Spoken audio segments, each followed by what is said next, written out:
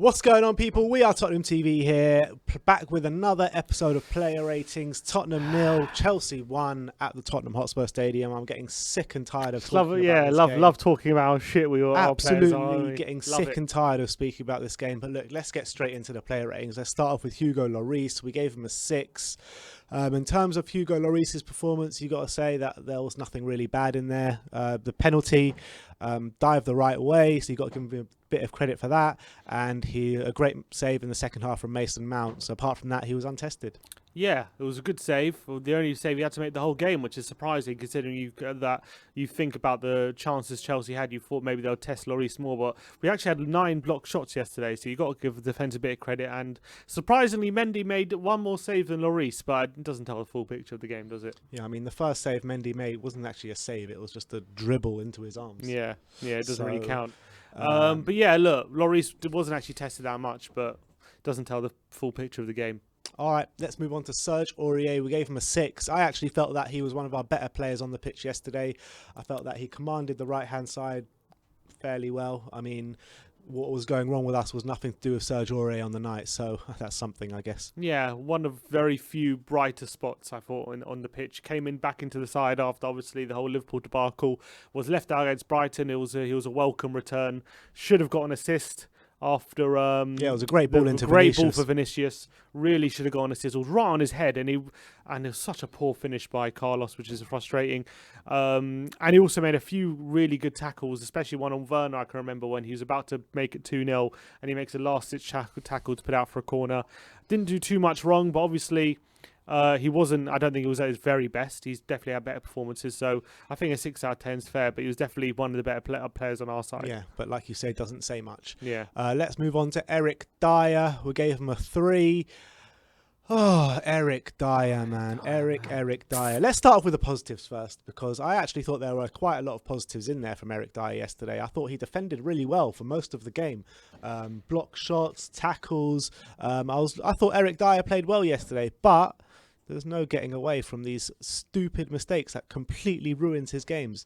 I mean, if these 2 mistakes didn't happen, you're talking about an 8 from Erik Dier yesterday. But like we say, defends well for 85 minutes, always prone to a detrimental mistake, and that's exactly what happened yesterday. And this one was the worst of the lot, in my opinion, the worst of the lot. I mean, he has no right to foul, who was it, Timo Werner, in the box right there, and the way he does it, just literally just kicking out anything he can see, the ball, the man. I mean, the ball is he's nowhere near the ball, and he's just kicking out, and it's just a disgrace. Problem is he did it to make up for a rash challenge he made a few seconds before. So he does one rash challenge, and he goes diving in, and then he panics, starts kicking out, and then he panics. He tries to make up for one rash challenge, makes another rash challenge. And if one goes into the other, and he gives away an absolutely brainless penalty. Absolutely brainless. Schoolboy rubbish. And then there was really another moment when he tried to lob Lloris as well. Like, where is this guy's composure? Where is it? So poor. Where is his concentration? Dier. How many mistakes are we going to talk about with Erik Dier? How many points has he cost us this season? It's ridiculous. 7 points he's cost us this season. I've had enough of this guy. Ridiculous Seriously, mistakes. I've had enough. I've had enough of Erik Dier. I don't want to see him for the next few weeks. He was clumsy in central midfield. That's why he moved. That's why he saw himself more at centre back. He's moved to centre back, and he's continued to be clumsy. And it's getting beyond a joke at the moment. It's really, really frustrating. And Mourinho to be pulling his hair out, seeing these kind of things when he sees Dier give away ridiculous penalties and ridiculous goals. And yeah, if it wasn't for Lloris bailing him out, it would have been one of the worst back passes you've ever seen in your life. And there's only so much you can tolerate. I know he played well throughout the game despite those mistakes, but you know, when he's consistently costing you points, it's just so frustrating to sit through. And what I know that at any moment in any game, he can do one of those errors. And it brings a lot of anxiety. And it must bring a lot of anxiety to the defence as well. To the defence, to the manager, to the midfield, to everyone. Not good enough. To the fans. Let's move on to Toby Alderweireld. We gave him a 6. I thought, obviously, he was the better of the... I actually don't think he was the better of the 2 centre-backs, actually, because I thought Erik Dier, actually, apart from the mistakes aside, I thought he had a really good game. Toby Alderweireld, yeah, he was all right, dealt with most things that came his way. He just didn't make the errors like Dier did. Yeah, I thought Exactly, he didn't make those errors, and he's always less likely to make errors. Toby doesn't make errors the way Dier makes errors. There's He's no not chance you're clumsy. going to find Toby on the floor kicking out a defender. No chance. Toby is not clumsy like Dier. The thing Dier has over Toby is he's more physical. He's like quicker, stronger. He's better in the air. That's it. Because his pace does leave him wanting at sometimes. Yeah, but exactly. So Toby can be caught out physically because he's getting a bit older, but he will never make mistakes like that. And I thought he was okay.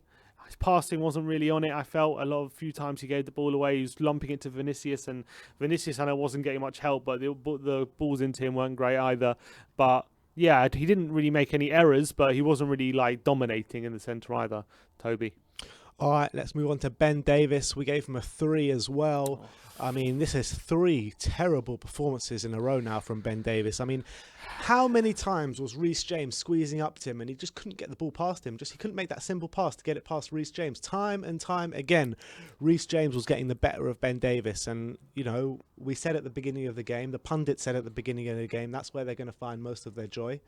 And that's where they did find most of their joy. The worrying thing is, I called it before the game in terms of the last couple of games that we're overplaying Ben Davies and it's going to lead to worse performances. But it's a self-fulfilling prophecy because we can't get him out of the team right now because Reguilon's injured. So we have to keep playing him. We have to keep playing him through this bad form. But the more he plays, the worse his performances are going to get because he's getting overplayed. So I don't know what the solution is. Maybe just put Tanganga there or something for a game because the camera's off, mate. Put Tanganga there for a game because we can't keep handling Ben Davies right now in these performances. He got absolutely schooled by Reece James. I don't think he got, every time he got the ball on the left-hand side, he kept losing it. Every single time his passes were blocked, and the stats show it. He lost the ball 8 more times than any other Tottenham player. 8. To be fair, though, the fullbacks do usually lose the ball a lot more times than other players on the pitch. Yeah, but he lost it 8 more times than any other player. Yeah. So there's a lot more times than Aurier he lost it. A lot more times than any player on the pitch. So I thought he was really, really bad. He didn't also get forward at all and provide any sort of outlet on the left-hand side. Didn't swing any crosses in for Vinicius or anything. I mean, it was really poor, and I kind of feel for him because he's kind of being forced to play every game because of the injury, and he at the moment doesn't seem to be able to play his way out of this bad form. All right, let's move on to Pierre-Emile Hojbjerg. We gave him a 5. In terms of Hojbjerg's performance, look, he was trying his best in the middle there, but he was just getting completely overrun in the midfield, I felt. He won 3 of his duels, didn't make a tackle the whole game, which is the kind of most shocking bit about Hojbjerg, because that's what you expect from Hojbjerg, to make these challenges, but he didn't even go in for a challenge. No tackles attempted, no tackles won. So it wasn't the greatest performance from Hojbjerg, let's be honest. It wasn't. It was tough. I thought it was really tough for him out there because Sissoko was not helping him. He was there on his own, wasn't he? He was completely isolated. Felt like he was completely there on his own. He had so many fires to put out, and he didn't have enough water to put them all out. That's what the feeling was. Mount, Kovacic, Jorginho felt like they had the free reign of the whole Tottenham midfield to do whatever they wanted in the centre. And how many times I saw Hojbjerg flailing and running after them and looking to close them down because he's got a man to mark, and then he sees these guys are just running free and roaming around. Yeah, he could have done better, especially in possession. I thought he was really lackluster. Wasn't really able to find any sort of teammates or anything, and his passing is usually a lot better. But defensively, there's only so much he can do, and I think he tried. Obviously, you know what you're going to get with Hojbjerg, but he was not helped by his teammates, I felt. Hojbjerg's come in. He's quickly established himself as one of Mourinho's disciples, one of his go-to men. Probably one of our most consistent performers this season. You can say that. He's come from Southampton, and you got to say he must be thinking why do players back me up at Southampton? Why do players around me work harder at Southampton than they do at Spurs? It makes no sense. He must be thinking that after yesterday, probably, yeah. Let's move on to Moussa Sissoko. We gave him a 3. The last couple of performances from Moussa Sissoko have not been good enough whatsoever. They have really not been good enough. The one thing I usually say about Moussa Sissoko is how he covers every blade of grass. We said it in the morning after show. He just is not doing that at the moment. He's becoming pedestrian. He's becoming a ball watcher. and he's just not putting that work rate in the middle of the park that he used to be putting in, and it's starting to worry me big time. And you know what? If Sissoko, without his work rate, what is he? Exactly, he's What nothing because is he's got he? no quality on the ball. He's like a League And 2 player. Yeah, and he's not putting in the work work rate. So, I mean, what is he on the pitch for? What does he do? Can't pass, can't shoot. He can't he can run with the ball, but That's what he's in the team for his sheer aggression and work rate. and if he's not offering that, then you're literally playing with 10 men, and that's what I felt like at times yesterday. I thought he was shambolic. Really, really poor performance from Moussa Sissoko. Offered absolutely zero in the centre. What he offered before, when we played Man City at home and Arsenal, and he was, coming into that back four, helping out Aurier and all that kind of stuff. He wasn't aggressive whatsoever. He was just standing around. He wasn't offering an outlet on the ball either. He wasn't providing anything going forward. I was so disappointed with Sissoko yesterday because the minimum you expect from him is 100% effort, and I don't think he could come off the pitch yesterday saying he did that yesterday. So I really felt for Hojbjerg because Sissoko wasn't helping him at all, and I think it's time he comes out this double pivot and we put Ndombele there. Yeah, I agree. Let's move on to Ndombele. We gave him a 5 as well. I mean, I really felt for Ndombele yesterday because he was trying his hardest. He really was. There were moments in there where he had to beat a man and beat a man again and beat a man again and just keep beating the same man pretty much just because there's no movement whatsoever. It's like 10 men around him on a Sabutio pitch that can't move and they're just stood in the same position. It's a joke, man. I mean, this guy is trying so hard to get something moving in the midfield and he's the only one moving around and everyone else around him is just so static. No runners whatsoever, and I just feel so bad for him. Yeah. And yeah, that's all I'm going to say. Also, near the beginning of the game, he got stamped again on his foot, didn't he? And obviously, that wouldn't have helped anything in regards to his performance. But obviously, he didn't go off injured, and I thought, I think on the ball, I thought actually defensively. He also tried. I don't think he was a passenger, but he wasn't helped again by a lot of the players around him. And obviously, defensively is not his strong point. Obviously, on the ball is his strong point. And I think when he was on the ball, he really tried to make something happen. They know he's our biggest creative threat, and they crowded him and they tried to get the ball off. And a few times he was able to wriggle away. But once he wriggles away, it's tough for him to create anything when there's no movement up front. And Son's pretty much stuck in the left back position, and like Vinicius, he can't make a run in behind, and Bergwijn's not helping either. And I really felt for him yesterday. I really did feel for him, and I always feel like he's number 8 playing doing a job in a number 10 role as opposed to like a pure number 10, and that's what I felt like as well yesterday. That's what I've been saying all season when he's been at number 10. I've always felt that he's suited more to that number 8 role. Yeah, exactly. So now that's what I want to see him there. I want to see him play deep. I want to see him have men in front of him to play into instead of him being the furthest man forward and struggling for numbers for people to play into. And I think it wasn't his fault that we struggled, but I felt for him. All right, let's move on to Heung-Min Son. We gave him a 4. I mean, he is really struggling without Harry Kane on that pitch. He's been really not good the last couple of games. In this game, I saw some moments in there from Heung-Min Son which is out of character and not really things that you like to see on a football pitch. He's not chasing down the ball. He's not defending from the front. And he's just not feeding off any scrap. I mean, there's just nothing there in it for him. He's just walking around the pitch trying to find something, but nothing coming, pretty much. And when he's playing, especially in the system yesterday, where Chelsea had Reece James there coming forward and Hudson-Odoi coming down that side, Reece James pushing so far forward with the back 3. Azpilicueta was given loads of space on that right-hand side. How many times did we say that yesterday? And he was pretty much playing like a left wing-back, Son. And every time he got the ball, he was always picking up the ball in his own half. And expecting to I don't know what Mourinho's expecting him to do all the time, run past 3 players. And, we need him further up the pitch where he can hurt the opposition. It's no good having Son all the way back there all the time. We need him. And it's too much energy for him to constantly, the whole game, be running all the way back and all the way forward. You can't do that. Sometimes he needs to stick up front. He needs to wait for his opportunities. And when we break away, then he can go on a run and we can create opportunities. But it's not working the way we're using Son in the past few games. It really is not working. Having said that, he did have 2 chances. One at the beginning, one at the end.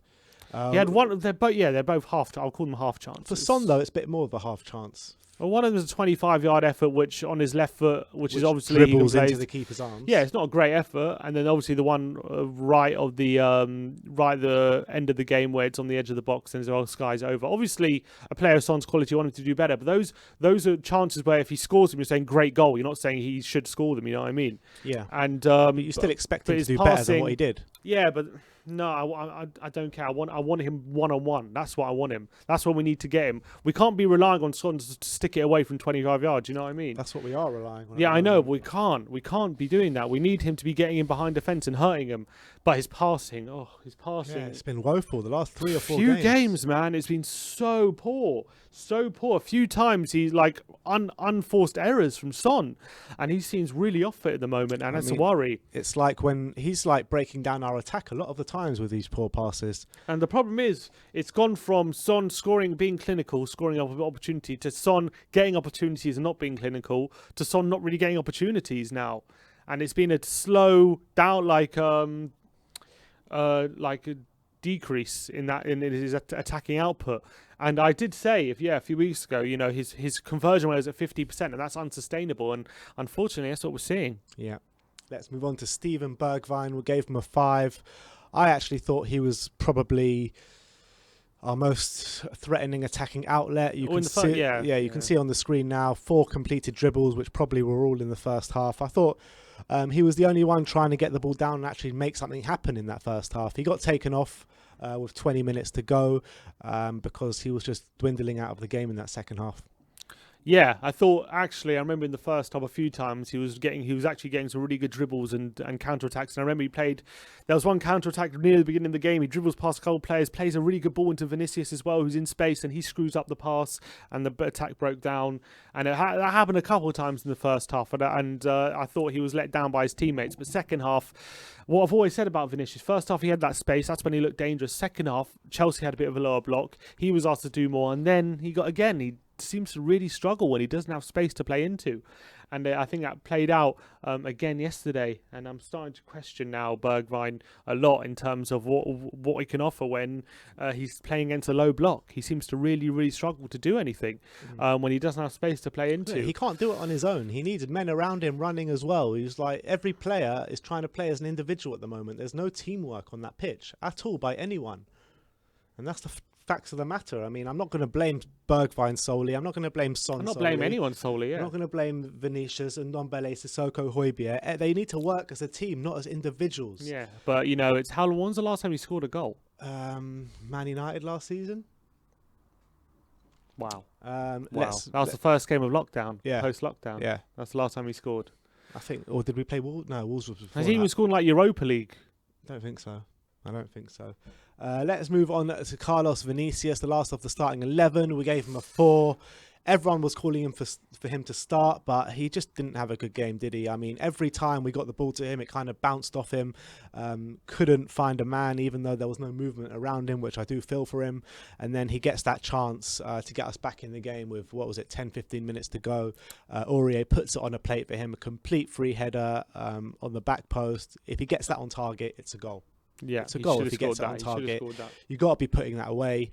But I do think he provided a bit of a presence up there. I do feel like it was better with Vinicius up there than when it was with Son up there the week before against Brighton. Yeah, I think it was the right decision to start him. Yeah, I think it's the right decision to start him, although I'm not sure if he looks good enough, but time will tell with that one.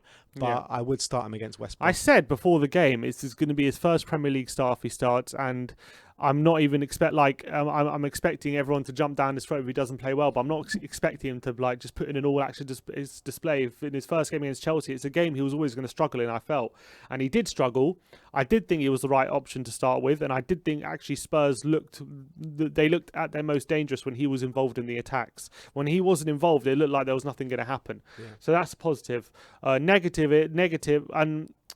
are, yes, that chance, really gilt-edged sitter. He has to, especially with his heading ability, he's just got to be putting that away. Yeah. He's got to be putting that away. It has to be 1-1 there.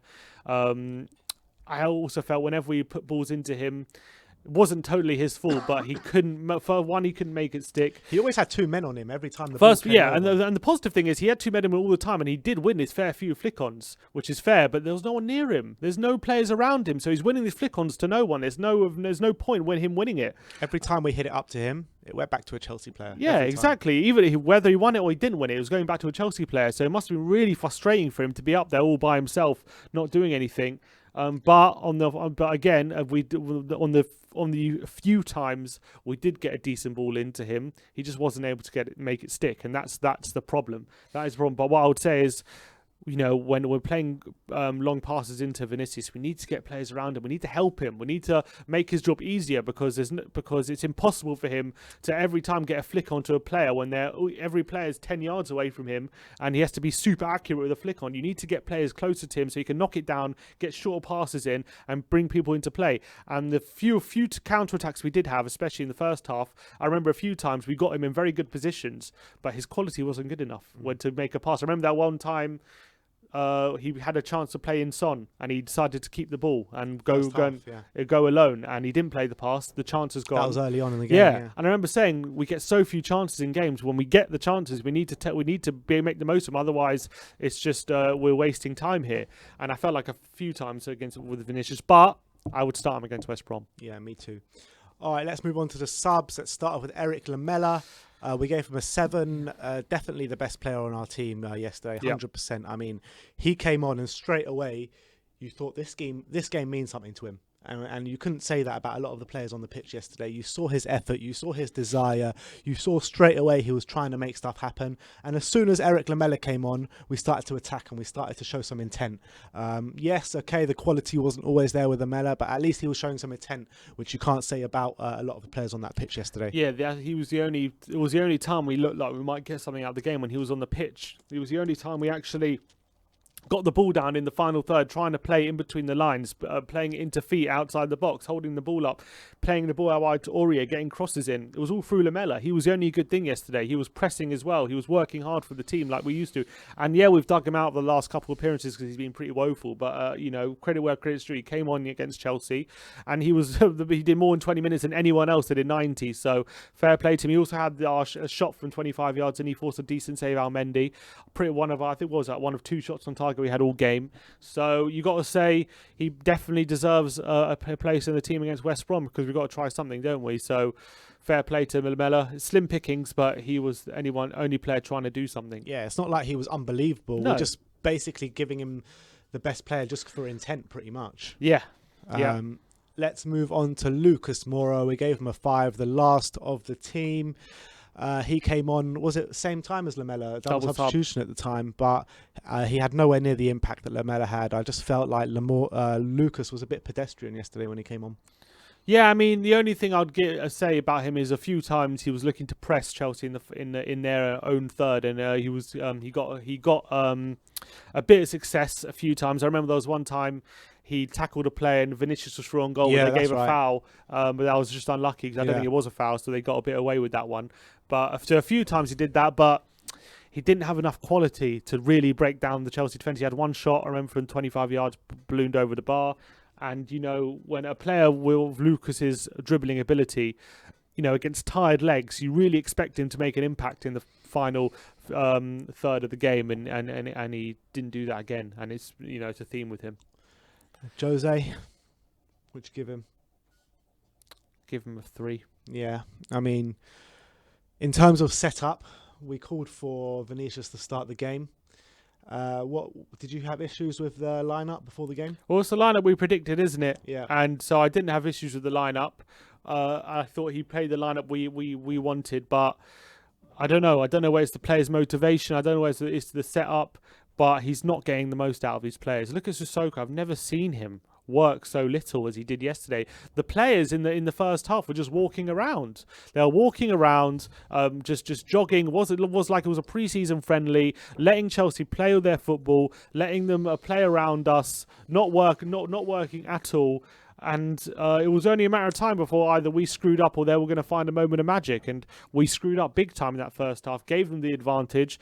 And the credit where, well, not credit where credit's due, but we, just like the Brighton game, we went up from a 2 out of 10 to a 4 out of 10 in the second half, showed a tiny bit of fight late in the game, but it's just too little, too late. It's not enough. It's not enough. And if we want to win games in the Premier League, if we want to get out of this role, we need to do more than that. We need to show bravery. We need to go forward and attack teams and actually try and get goals and not just rely on Tottenham not screwing up at the back to take us through games. And his tactics are getting found out. And they're getting found out big time. 2 wins out of 10. If this game in isolation is one thing, but this is a theme now for especially the past 10 games this season, that we're just looking so poor going forward. And this is something that he has to address. Otherwise, I really fear for his job. If we continue to churn out performances like this. I really do. He's trying different tactics pretty much every game in terms of formation, in terms of personnel.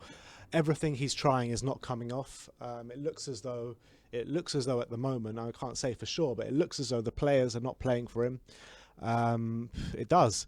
And it's hard to see that on the pitch. It really is. I've got similar vibes to the back end of Poch as what I'm getting now. And if something drastic doesn't happen over the next couple of weeks to turn our fortunes around, then I think you're right. I think he will ultimately get the chop, because the buck will lie for him. He's paid enough to get motivation in these players to find a route to winning football.